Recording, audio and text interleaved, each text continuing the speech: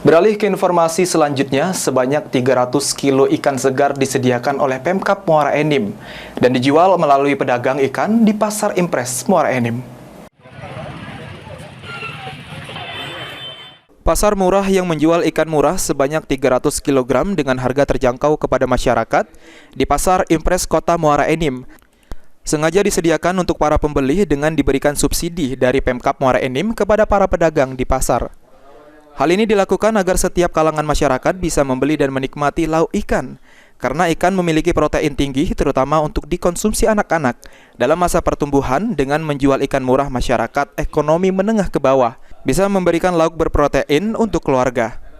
Pasar murah ikan ini akan diadakan di setiap kecamatan yang ada di Muara Enim guna menyambut bulan Ramadan dan menekan inflasi harga yang ada di pasaran. Dari pakai nila itu kita subsidi 1 kilonya 10.000.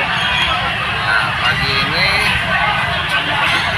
udah 300 kilo ikan yang laku, siang ini nambah 100 kilo lagi.